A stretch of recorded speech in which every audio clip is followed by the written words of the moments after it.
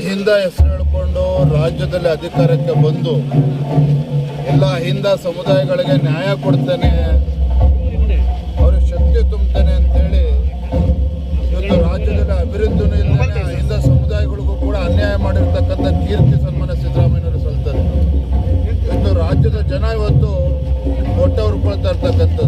ಯಾಕೆಂದರೆ ಇಷ್ಟೆಲ್ಲ ಭರವಸೆ ಕೊಟ್ಟು ಬಂದಿರತಕ್ಕಂಥ ಕಾಂಗ್ರೆಸ್ ಸರ್ಕಾರ, ಮುಖ್ಯಮಂತ್ರಿಗಳು ಸಿದ್ದರಾಮಯ್ಯನವರು ಎಲ್ಲವನ್ನೂ ಕೂಡ ಮರೆತು ಇವತ್ತು ಏನು ತಮ್ಮ ಸ್ವಾರ್ಥವನ್ನು ಇವತ್ತು ನೋಡ್ತಾ ಇದ್ದಾರೆ ರಾಜ್ಯದ ಜನ. ಇವತ್ತು ವಾಲ್ಮೀಕಿ ಅಭಿವೃದ್ಧಿ ನಿಗಮದಲ್ಲಾಗಿರ್ತಕ್ಕಂಥ ಹಗರಣ, ಮೂಢ ಹಗರಣ, ಎಲ್ಲೋ ಒಂದು ಕಡೆ ರಾಜ್ಯದ ಜನರಿಗೆ ಇವತ್ತು ಅನ್ಯಾಯ ಆಗಿದೆ. ರಾಜ್ಯದ ಮೂಲೆ ಮೂಲೆಗಳಲ್ಲೂ ಕೂಡ ಜನ ಇವತ್ತು ಧ್ವನಿ ಎತ್ತಾ ಇದ್ದಾರೆ. ಒಂದು ಕಡೆ ಅಭಿವೃದ್ಧಿನೂ ಇಲ್ಲ, ಮತ್ತೊಂದು ಕಡೆ ಇವತ್ತು ಅನ್ಯಾಯ ಆಗಿರ್ತಕ್ಕಂಥ ನಿಟ್ಟಿನಲ್ಲಿ ಇವತ್ತು ಜನರ ಶಾಪಕ್ಕೆ ತುತ್ತಾಗಿದೆ ಕಾಂಗ್ರೆಸ್ ಸರ್ಕಾರ.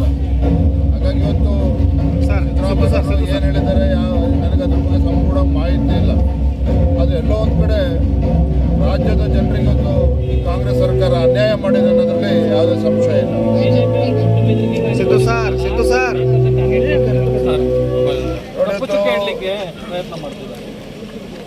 ಬಿಜೆಪಿಯವರು ಏನು ಹೇಳ್ತಾ ಇದ್ದಾರೆ, ರಾಜ್ಯಪಾಲರು ಏನು ಹೇಳಿದ್ದಾರೆ, ಇದೆಲ್ಲವನ್ನೂ ಕೂಡ ಬದಿಗಿಡೋಣ ಸ್ವಲ್ಪ. ಅದು ರಾಜ್ಯದ ಉಚ್ಚ ನ್ಯಾಯಾಲಯ ಏನು ಹೇಳಿದೆ ತನ್ನ ತೀರ್ಪಿನಲ್ಲಿ.